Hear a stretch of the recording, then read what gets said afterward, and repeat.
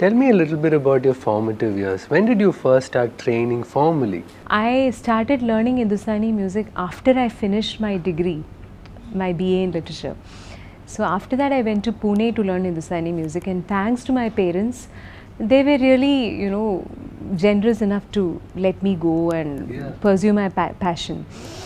So I used to learn Carnatic and all, but I could never do Manodharmam or anything because I never took it that seriously. Okay. So how about your gurus? How did you identify these people? Because your influences are sort of all over the map, right? You go to Bangalore, you go to Pune. No, not to Pune anymore.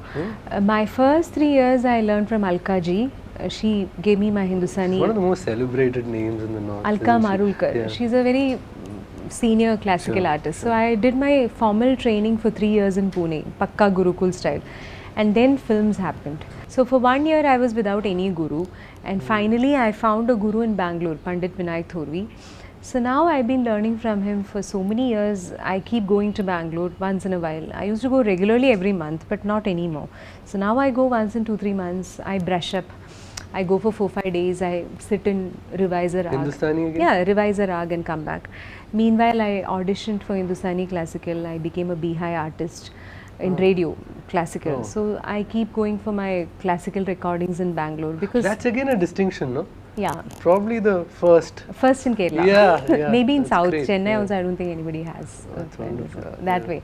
So from Delhi, that was audition. So all that recordings happened. So for all my Hindustani classical recordings, I go to Bangalore.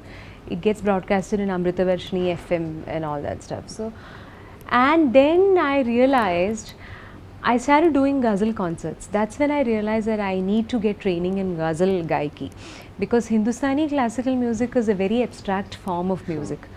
There's no importance for lyrics and poetry. It's fully note based and raga based. So that's when I realized, if I have to do ghazal concerts authentically, I need training for that also. It's not a joke. So, and thanks to Srinivas sir, Chennai playback singer. If you've heard a singer called Matangi. Oh yeah. She's done Mojan also. Matangi, I met Matangi at a show and she told me that, maybe I should start training in ghazals from Bombay. There's a beautiful teacher, her name is Shubha Joshi. She's Shobha Gurutu's senior most disciple. So she was learning from Shubhatai. She was learning Thumris and ghazals. So Thumris also nobody to teach in Bangalore because my music guru doesn't sing Thumris. That's a folk offshoot of Hindustani classical. So then I started going to Bombay to learn, and I would stay with her only. Initially it was a big struggle because again going to Bombay, so it's not easy, when you have so many gigs happening here. So I would go once in 3-4 months, stay for 4-5 days, learn my stuff, record everything and work on it. And I've learned some kick-ass compositions from her which are not available in the market. Singer's your favorite?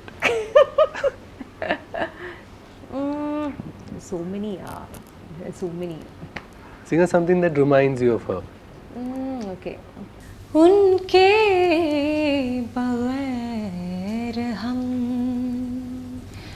उनके बगैर हम गुलिस्ता में आ गए means without the presence of my beloved, even if I go to a beautiful garden, that garden the garden would appear as a desert.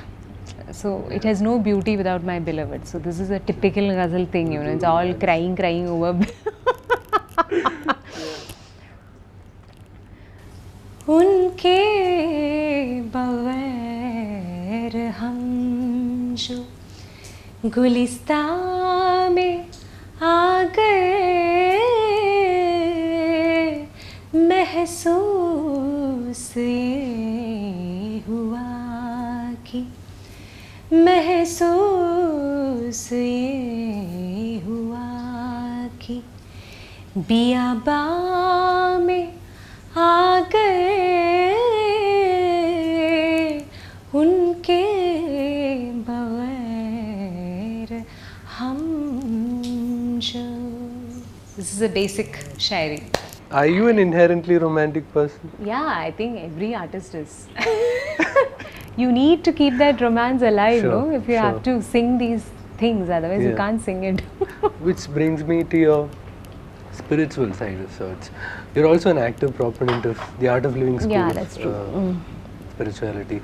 You also toured extensively with Sri Ravi Shankar. Yes, I have. What does that bring to your music?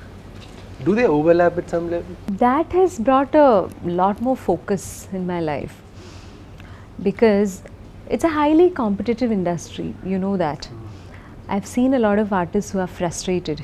They may be big artists, but I've seen a lot of people who, while doing riyaz, get a spiritual high, but they're not able to maintain that high after the riyaz.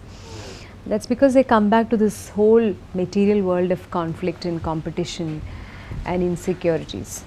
So that is where a spiritual guru helps, because then you discover a path which is much beyond this world of illusions, or this world where everybody is competing, or where a lot of people are still insecure. So, and then the nature of this world is that of conflict. That is how this world is programmed to be. You know, there's always conflict here. There's a lot of infight here. There are insecurities here. There is fear here.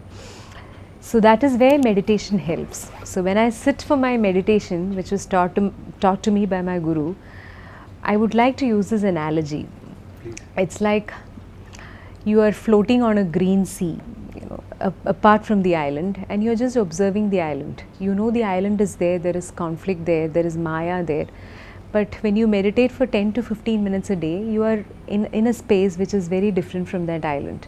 So you silently observe and you de-stress yourself. You de-link your mind from your thoughts, you de-link your mind from your personality, and you just go deep into yourself and you just listen to the divine. So when you get out of that space, you are like so refreshed, you know.